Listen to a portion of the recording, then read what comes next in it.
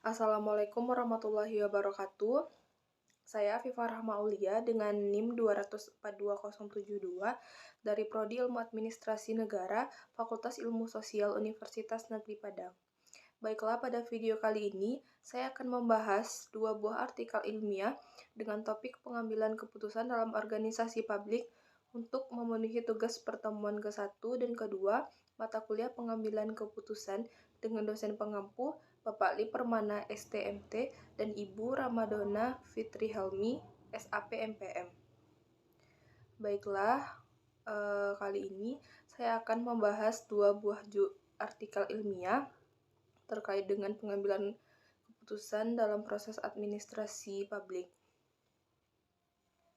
Artikel yang pertama dengan judul Proses Pengambilan Keputusan dalam Penyelenggaraan Pemerintahan di Kantor Camat Pamona Selatan Kabupaten Poso dengan penulis Immanuel Tadanugi.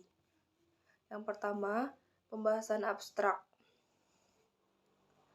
yaitu hasil penelitian ini menunjukkan bahwa proses pengambilan keputusan dalam penyelenggaraan pemerintahan di Kecamatan Pamona Selatan Kabupaten Poso adalah sudah maksimal atau sudah baik. Karena dalam setiap rapat pengambilan keputusan pimpinan selalu melibatkan para staf atau bawahannya, didukung dengan respon para staf yang aktif dalam memberikan saran, pendapat atau tanggapan dalam setiap analisa dan perumusan masalah. Bagian pendahuluan. Untuk menghindari masalah yang akan muncul dalam melaksanakan tugas-tugas dengan pemerintahan, khususnya yang berkaitan dengan upaya untuk mengoptimalkan pelayanan kepada masyarakat, maka diperlukan pimpinan instansi yang mampu mempengaruhi perilaku pegawainya atau staf atau bawahannya, sehingga mereka dalam melaksanakan tugas dan fungsi mereka dapat membantu pimpinan dalam pengambilan keputusan yang efektif sesuai dengan tujuan yang telah ditetapkan. Seorang pemimpin yang berhasil bukan saja dinilai dari kemampuan untuk melakukan kegiatan secara operasional, melainkan dari kemampuannya dalam pengambilan keputusan secara cepat, tepat, praktis, dan dibarengi pula dengan kemampuan menggerakkan orang-orang, yaitu stafnya, yang merupakan unsur pembantu dalam melaksanakan kegiatan operasional guna meningkatkan efektivitas kerja sehingga tujuan organisasi dapat tercapai dengan baik. Peran staf pada pemimpin camat dalam proses pengambilan keputusan di kecamatan sangat menentukan. Untuk mengetahui sampai sejauh manakah peran staf dapat berperan memberikan kontribusi dalam kepemimpinan dalam pengambilan keputusan untuk meningkatkan efektivitas kerja dalam penyelenggaraan pemerintah, perlu diadakan suatu studi ilmiah. Selain metode kerja staf lengkap, dalam suatu organisasi pemerintah, pengawas diperlukan agar organisasi pemerintah itu dapat bekerja secara efektif, efisien, serta ekonomis dalam melaksanakan kegiatan pemerintahan. Pengawasan sebagai bagian dari fungsi manajemen dapat digunakan untuk mencegah terjadinya hal-hal yang tidak diinginkan yang berkaitan dengan pengambilan keputusan yang diambil oleh seseorang pemimpin. Oleh karena itu, yang menjadi permasalahan adalah bagaimana proses pengambilan keputusan dalam penyelenggaraan pemerintah di Kecamatan Pamona Selatan, Kabupaten Poso. Selanjutnya, metode penelitian. Instrumen atau alat yang digunakan untuk mengumpulkan data primer adalah kuesioner atau daftar pertanyaan yang disusun berdasarkan pada variabel penelitian, serta melakukan wawancara bebas maupun wawancara mendalam kepada sampel atau responden dan informan. Dasar penelitian ini adalah survei, yaitu yang dilakukan pada populasi yang menjadi objek penelitian. Sedangkan tipe penelitiannya adalah deskriptif kualitatif, yaitu mengungkapkan dan menggambarkan proses pengambilan keputusan dalam penyelenggaraan pemerintahan di kantor kecamatan itu. Analisis yang digunakan dalam penelitian ini adalah metode penelitian deskriptif, yaitu dengan mendeskripsikan atau menggambarkan keadaan objek penelitian pada saat sekarang berdasarkan fakta-fakta yang ada. Dengan demikian, teknik analisa data yang digunakan secara deskriptif kualitatif. Selanjutnya, hasil pembahasan.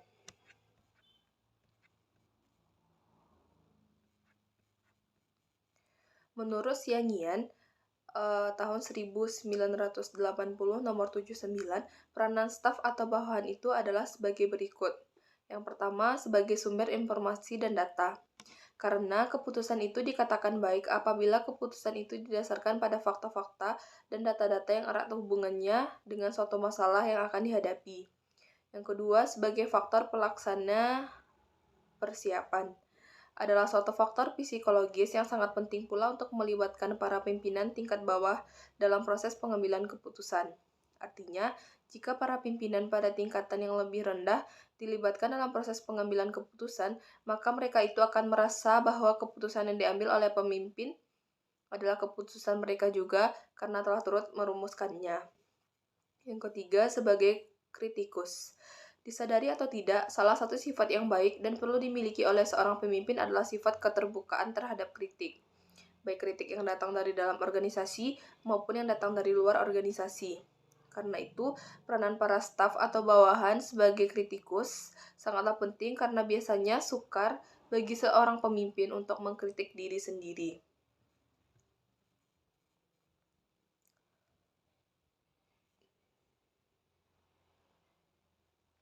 Dari tabel di atas menunjukkan bahwa 5 orang dari 11 orang responden menyatakan penerapan prinsip metode kerja staf lengkap selalu melancarkan proses pengambilan keputusan.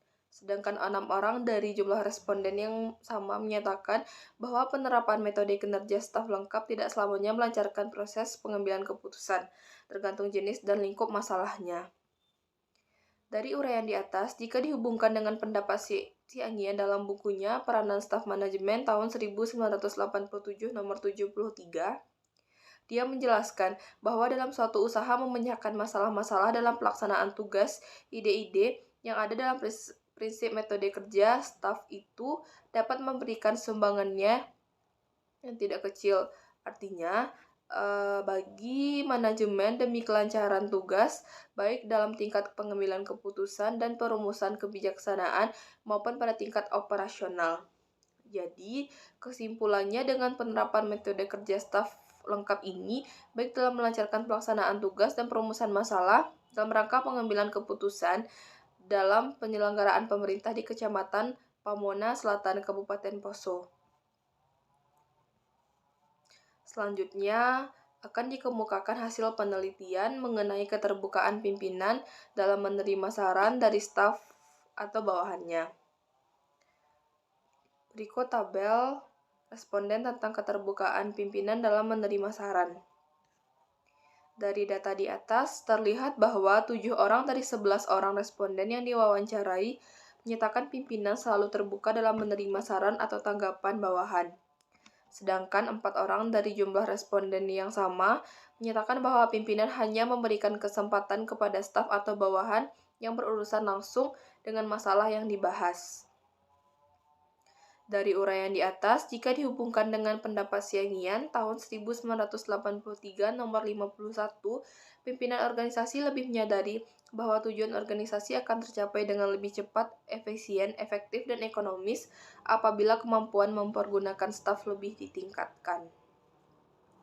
Selanjutnya dikemukakan kesiapan staf dalam menyiapkan data dan informasi apabila menghadapi rapat pengambilan keputusan, khususnya yang berkaitan dengan pengembangan dan perumusan alternatif.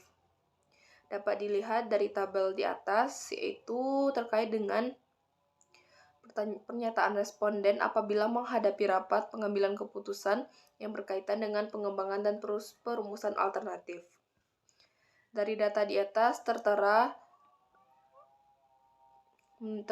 bahwa 8 orang dari 11 orang responden yang diwawancarai menyatakan bahwa staf atau pegawai selalu mempersiapkan data dan informasi sesuai dengan jenis dan posisi masalah yang hendak dicapai.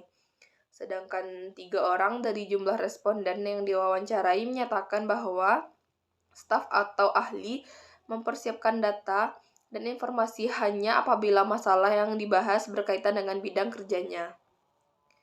Lanjut kepada tabel 4, yaitu terkait dengan pernyataan responden tentang struktur organisasi, termasuk di dalamnya pembagian tugas-tugas kerja. Sekarang ini sudah efektif dan efisien, sehingga dalam pelaksanaan tugas kerja serta pelayanan kepada masyarakat dapat berjalan dengan lancar. Dari data yang tertera di tabel di atas menunjukkan bahwa 3 orang dari 11 orang responden yang diwawancarai menyatakan struktur organisasi dan pembagian tugas ini sangat efektif dan efisien.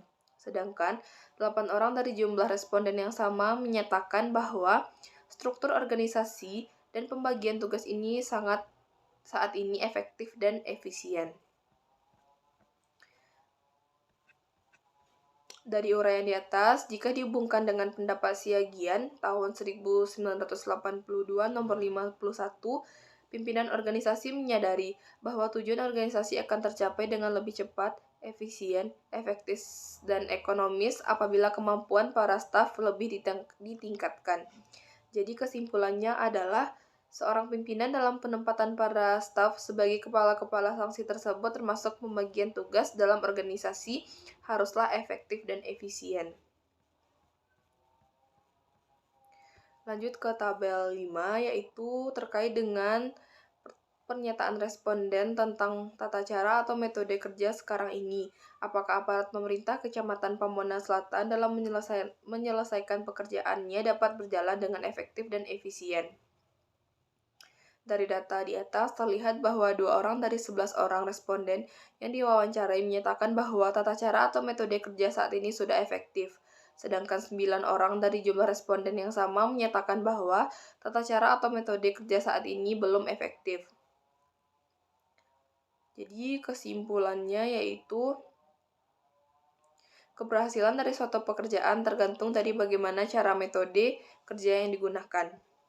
Lanjut terkait dengan tabel 6, yaitu pernyataan responden tentang kebijaksanaan yang dibuat oleh atasan dalam pelaksanaan tugas. Dari data di atas tertera menunjukkan bahwa 4 orang dari 11 orang responden yang diwawancarai menyatakan bahwa kebijaksanaan yang dibuat oleh atasan dalam rangka pelaksanaan tugas adalah sangat baik. Sedangkan 6 orang dari jumlah responden yang sama menyatakan bahwa kebijaksanaan yang dibuat oleh atasan dalam rangka pelaksanaan tugas adalah baik. Sedangkan 1 orang dari jumlahnya menyatakan cukup baik. Dari uraian di atas, jika dihubungkan dengan Inpres nomor 15 tahun 1983, yaitu 6 unsur pelaksanaan pengawasan melekat yang diantaranya adalah kebijaksanaan. Jadi kesimpulannya adalah keberhasilan dari suatu organisasi juga terletak pada kebijaksanaan pimpinan organisasi pemerintahan Kecamatan Pamuana Selatan Kabupaten Poso. Lanjut terkait tabel 7, yaitu tentang rencana kerja yang dibuat oleh atasan dalam pelaksanaan tugas. Terlihat dari tabel di atas bahwa 8 orang dari 11 orang responden yang diwawancarai menyatakan bahwa atasan selalu memberikan informasi mengenai rencana kerja dalam rangka pelaksanaan tugas. Sedangkan 3 orang dari jumlah responden yang sama menyatakan bahwa atasan tidak selamanya memberikan informasi, atau kadang-kadang hanya memberikan informasi mengenai rencana kerja saja dalam rangka pelaksanaan tugas. Lanjut ke tabel 8, tentang pembinaan yang dilakukan oleh atasan dalam pelaksanaan tugas. Kesimpulannya adalah pimpinan harus selalu memberikan pembinaan kepada para staf atau bawahannya agar mereka dapat meningkatkan kualitas kerjanya dalam rangka pelaksanaan tugas yang efisien dan efektif. Selanjutnya masuk ke kesimpulan. Dari hasil penelitian yang dilakukan menunjukkan bahwa proses pengambilan keputusan dalam penyelenggaraan pemerintah di Kecamatan Pamuana Selatan Kabupaten Poso adalah baik. Karena dalam setiap rapat pengambilan keputusan pimpinan selalu melibatkan para staf atau bawahannya, didukung dengan respon para staf yang aktif dalam memberikan saran, pendapat, atau tanggapan dalam setiap analisa dalam perumusan masalah. Sehingga dalam pelaksanaan tugas, mereka berjalan dengan baik dan boleh sesuai tepat pada waktunya, serta hasil yang dicapai sesuai dengan keinginan atasan dan masyarakat. Sekian pembahasan dari jurnal pertama. Baiklah, lanjut kepada artikel yang kedua dengan judul Kepemimpinan dan Pengambilan Keputusan pada Organisasi Layanan Manusia, karya Eka Nurwahyuningsi, Sony Ahmad Nul Hakim, dan Hadianto Arahim. Bagian yang pertama yaitu bagian abstrak. Kajian ini menggunakan studi literatur atas berbagai sumber referensi yang kredibel, meliputi 22 artikel ilmiah. Adapun hasil kajian dari menelaah berbagai sumber artikel, yakni keputusan yang baik adalah keputusan yang memenuhi berbagai kualifikasi yang terdiri dari beberapa pedoman, antara lain menentukan situasi atau masalah, mengumpulkan dan mempelajari fakta, merumuskan pilihan, antisipasi kemungkinan dari hasil dan pilihan, mempertimbangkan perasaan, memilih tindakan yang tepat, menindaklanjuti, bersikap fleksibel, dan evaluasi hasil. Adanya kesalahan yang terjadi akibat beberapa faktor, yaitu yang pertama, penundaan, penyederhanaan yang berlebihan, perilaku irasional, serta kesalahan yang membawa keputusan. Lanjut bagian pendahuluan. Pada situasi yang tidak menentu ini, suatu organisasi penting memiliki pimpinan yang kreatif serta visioner yang mampu melihat adanya peluang, serta mempunyai kompetensi kepemimpinan untuk mengatasi kondisi yang tidak kondusif terjadi pada suatu organisasi layanan manusia. Selanjutnya, saat ini, dalam pekerjaan sosial, kebutuhan akan pemimpin produktif serta dapat diandalkan dianggap sebagai kontributor utama dalam membangun kapasitas organisasi layanan manusia untuk memperoleh perubahan yang efektif dan efisien. Lebih lanjut, pimpinan kontemporer saat ini dihadapkan oleh berbagai tantangan kompleks yang mampu mempengaruhi pengambilan keputusan.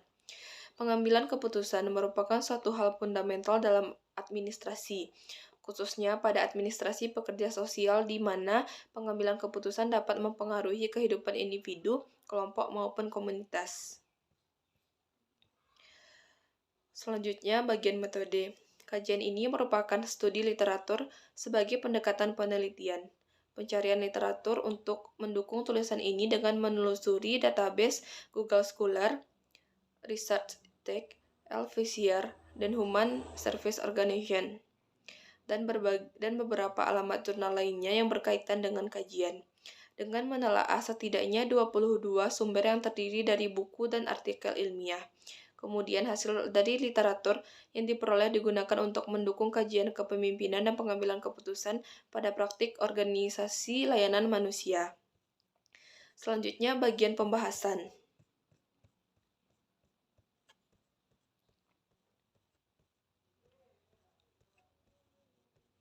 Yang pertama yaitu kepemimpinan dalam organisasi layanan manusia. Watson dan Hofer tahun 2014 menguraikan bahwa terdapat dua pendekatan kepemimpinan, yakni kepemimpinan transformasional dan kepemimpinan yang melayani. Pertama, kepemimpinan transformasional menawarkan kesempatan terhadap pengikut untuk mencapai hal-hal besar dengan membuat perubahan besar dalam organisasi dan dirinya. Pemimpin transformasional menciptakan visi bersama dengan anggota staf dan bergerak maju untuk mewujudkan visi tersebut. Biasanya, pemimpin transformasional karismatik, inspirasional, merangsang intelektual, berorientasi pada orang dan memberikan perhatian secara individual kepada orang lain. Selanjutnya, kedua yakni kepemimpinan yang melayani. Sebuah pendekatan kepemimpinan di mana pimpinan memilih sendiri untuk memimpin dengan cara melayani orang lain, dengan tujuan untuk melayani orang lain dengan baik terlebih dahulu dan memperoleh kekuasaan atau pengaruh kemudian. Pengambilan keputusan. Pengambilan keputusan menjadi komponen penting dalam kehidupan semua orang, yang mana keputusan dapat mempengaruhi segala aktivitas. Menurut hemat Jones dan May, tampak jelas jika topik pengambilan keputusan merupakan hal yang penting bagi pekerja sosial dan kesejahteraan sosial, dan dalam memahami sifat prosesnya, serta perspektif keputusan ini bertujuan untuk menjelaskan sifat pengambilan keputusan dalam organisasi. Skidmore tahun 1994 memaparkan bahwa proses pengambilan keputusan selalu dihadapkan dengan situasi yang probabilitas.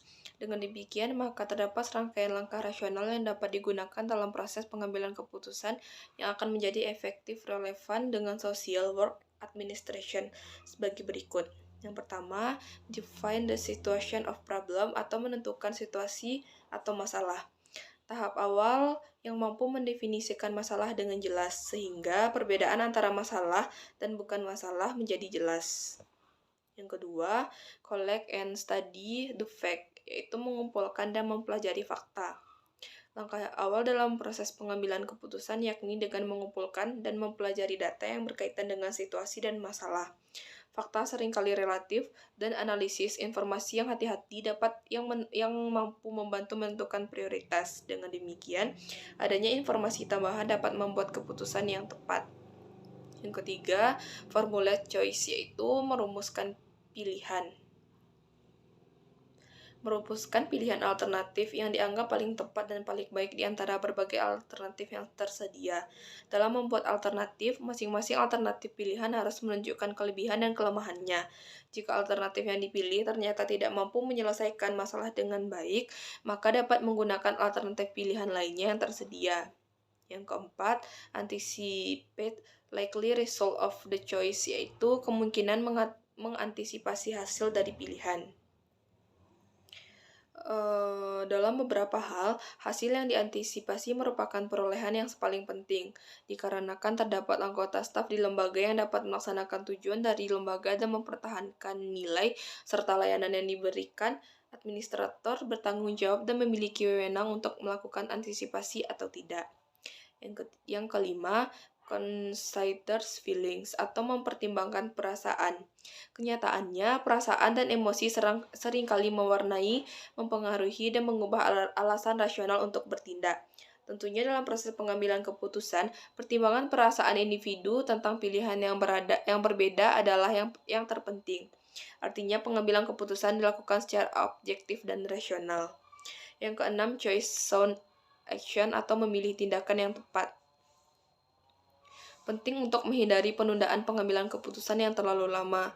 Penundaan dapat melemahkan proses administrasi, sehingga apabila terdapat administrator yang terlalu sering menunda, maka dapat dipastikan administrator tersebut tidak kompeten. Yang ketujuh, follow touch atau menindaklanjuti. Pelaksanaan harus sesuai dengan rencana awal, sehingga tujuan memecahkan masalah dapat tercapai. Hal tersebut tentunya membutuhkan minat, antusiasme, dorongan, waktu, tanggung jawab, dan wewenang dari berbagai pihak. Yang kedelapan, be fleksibel atau menjadi fleksibel. Fleksibilitas sangat penting dalam pengambilan keputusan. Perlu memiliki pemikiran yang terbuka jika terjadi kesalahan atau terdapat alternatif lainnya yang lebih menguntungkan. Yang kesembilan, evaluate result atau evaluasi hasil. Evaluasi hasil untuk memastikan perkembangan yang mengikuti keputusan yang dimaksud.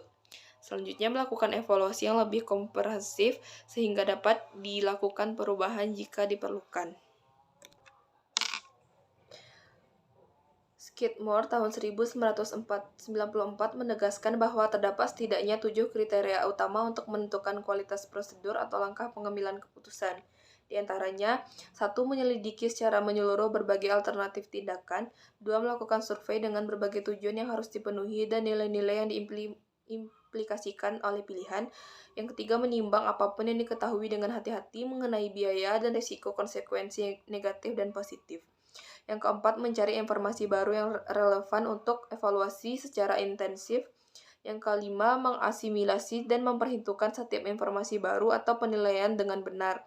Yang keenam, memeriksa kembali dampak dari alternatif yang dipilih. Dan yang ketujuh, membuat ketentuan rinci untuk menerapkan atau melaksanakan tindakan yang telah dipilih. Realitanya, pengambilan keputusan merupakan suatu hal yang tidak sederhana. Artinya, setiap pengambilan keputusan mampu memberikan konsekuensi hasil yang positif maupun sebaliknya. Akan tetapi, seorang pemimpin harus mampu mengambil keputusan dari berbagai pilihan yang ada. Selanjutnya, ke bagian kesimpulan.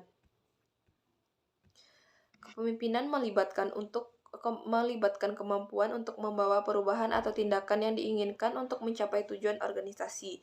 Jika diperjelas, maka kepemimpinan merupakan seseorang yang bertanggung jawab untuk mengendalikan situasi tertentu yang berada pada posisi mengarahkan atau membimbing anggotanya. Pada akhirnya, efektivitas kepemimpinan diukur dari kecakapan, kemahiran, dan kemampuan dalam pengambilan keputusan. Pemimpin yang memiliki kompetensi yang mumpuni dapat melakukan pengambilan keputusan dengan baik dan benar. Selanjutnya, terdapat beberapa langkah atau pedoman yang dapat digunakan oleh pemimpin organisasi dalam layanan manusia, meliputi yang pertama menentukan situasi atau masalah, yang kedua mengumpulkan dan mempelajari fakta, yang ketiga merumuskan pilihan, dan yang keempat mengantisipasi kemungkinan hasil dan pilihan, yang kelima mempertimbangkan perasaan, yang keenam memilih tindakan yang tepat, yang ketujuh menindaklanjuti, dan yang terakhir bersifat fleksibel dan evaluasi hasil. Sekian pembahasan 2 artikel dari saya, semoga dapat dipahami dan terima kasih. Baiklah, saya akan menjelaskan bagaimana pemahaman saya terkait dengan pengambilan keputusan dalam proses administrasi. Pengambilan keputusan adalah suatu tindakan yang dilakukan seorang pemimpin untuk memilih dari sekian alternatif pilihan yang tersedia sebagai upaya memecahkan permasalahan yang dihadapi dalam rangka pencapaian tujuan. Oleh sebab itu, dapat dikatakan bahwa pengambilan keputusan sebagai kegiatan sentral manajemen dan merupakan kunci dari kepemimpinan. Adapun apalagi pengambilan keputusan tidak hanya dilakukan oleh pimpinan tingkat paling tinggi saja, tetapi juga pada tingkatan paling bawah dari suatu organisasi. Tahapan proses pengambilan keputusan yaitu 1. Mengidentifikasi dan menganalisis permasalahan, 2. Mengidentifikasi alternatif dan solusi pemecahan masalah, yang ketiga menganalisis dan mengevaluasi masing-masing alternatif solusi, yang keempat memilih alternatif terbaik, yang kelima melaksanakan keputusan, dan yang enam melakukan evaluasi. Sekian pembahasan video dari saya, semoga dapat dipahami dan mohon maaf jika ada kesalahan. Wassalamualaikum warahmatullahi wabarakatuh.